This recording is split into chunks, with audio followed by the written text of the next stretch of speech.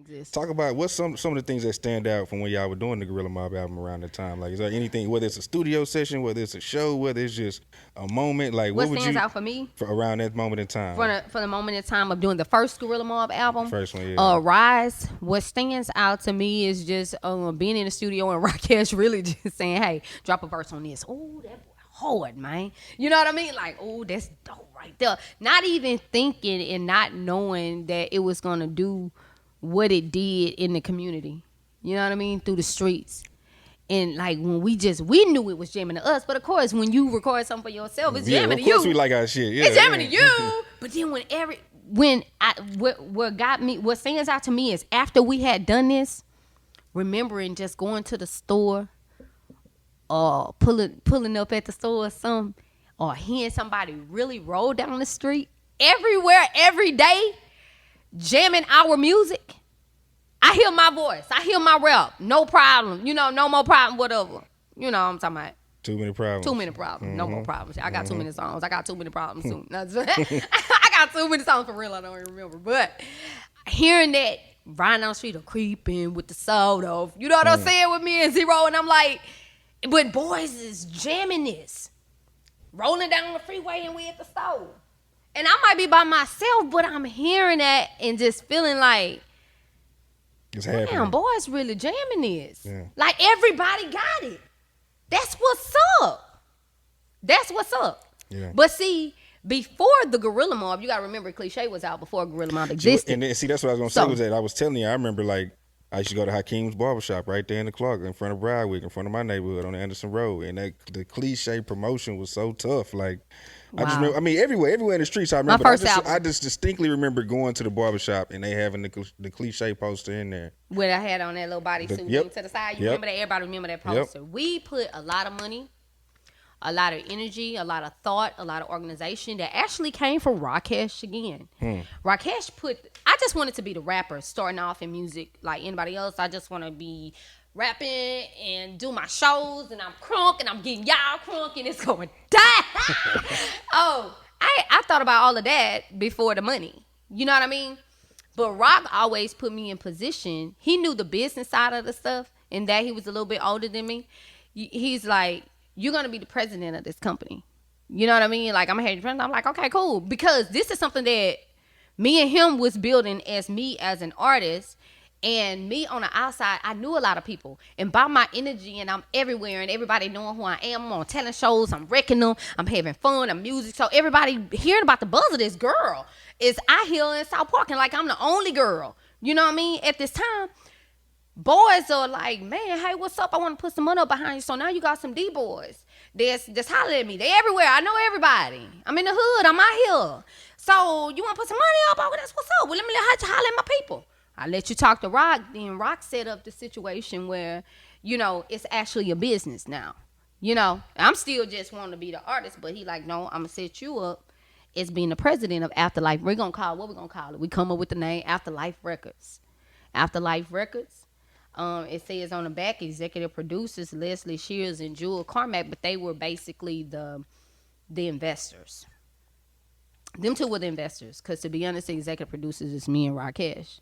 But on the label, I would sign paperwork as the president, and then we added all of us to, just to be fair, that we all was in the business thinking we doing some business. I didn't really know nothing about it back then. Rock did that paperwork, and it went well. Like, putting this album together, like I said, was very well thought out. It was very well promoted, and actually, we had marketing management, and we were paying like big money.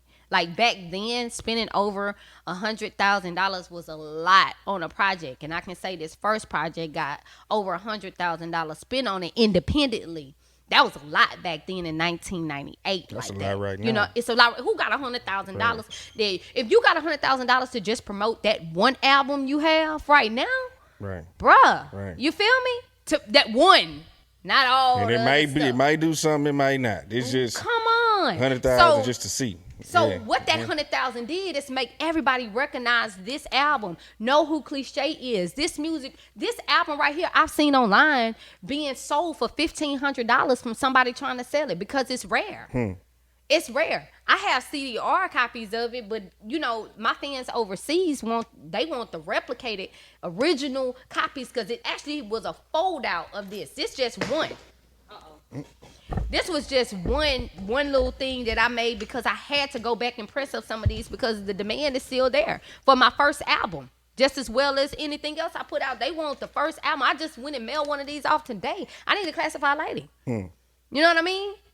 And if you got an original copy, it's worth something. It's valuable to that fan base because what was put into it. It was a lot of energy, a lot of thought, a lot of me and the value of me as an artist in there. A lot of rock engineering. It was a lot of time and energy. It's a great album, and the reason why I say it's great because it was well put together from top to bottom. Yeah, nah, I mean, and at the same time, talk about because at this time too in Houston, I mean, it's not really. I can't really think about any women that were out around that time really rapping. I mean, you had on the screw side, Angelique was doing the screw type thing and all that, and a couple others here and there. But I mean, as far as women dropping albums, who else was out around that time with you? Nobody.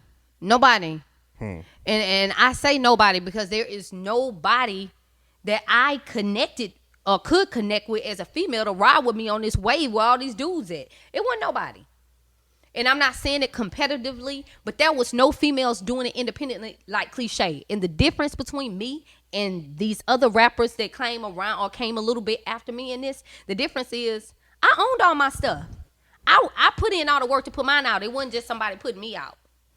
So I worked the whole field ground of every angle of it, even when I didn't even understand or even choose to be put in that position. But God already knew. So God put me in a position where I own myself because he knew that that's where the value is at, to own your own rights, to own your own music. Yeah. Well, I'm just wanting to rap and I'm not knowing the other stuff, but God was setting me up and put me in position back then before I even knew it. Yeah. I didn't even know it. Now I know it. I own everything, including my first album. You know what I'm saying?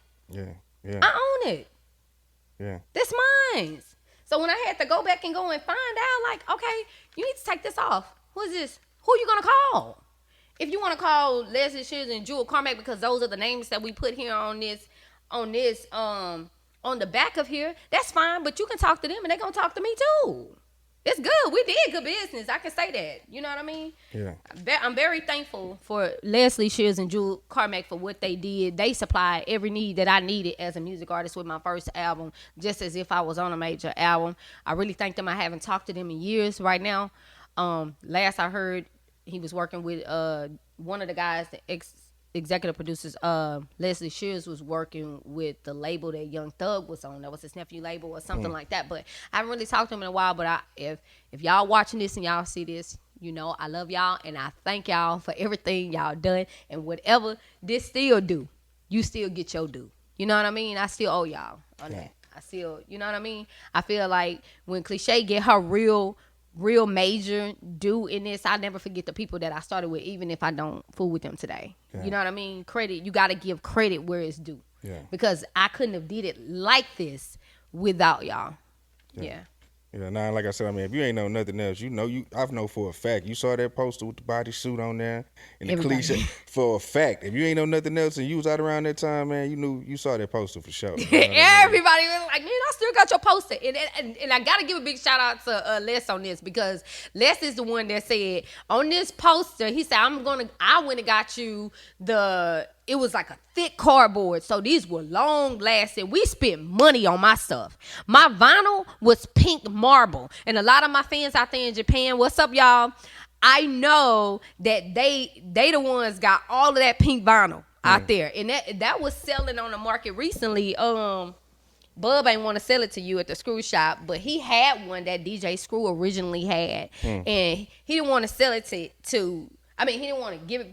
Tricky was trying to buy it, and I didn't even know it at this time. This recently, like a couple of years ago, he didn't want to sell it to him because he got offers for probably, I'm pretty sure, from overseas that probably really wanted that, and they'll spend some stacks on it. I know they did, because Tricky ain't got it. You see what I'm saying? That's how value it is. So I appreciate my fans that, like what I was saying about the marketing, they actually started my marketing not here in Houston. They actually started it in the Midwest. So they were trying to be an independent label on a major scale, not just saying just like Cash Money, because I don't even think Cash Money then was hitting like that at the time, but just saying like Cash Money them they were trying to do we that. were trying to merge out beyond just Houston and go. We were Houston, Louisiana, but I wasn't even up in the Midwest in Chicago, but my music and my posters and everything was there in those areas in the Midwest, and people know me from that. Like you say, them part of posters, they don't forget. That's real. Yeah. Donnie Houston.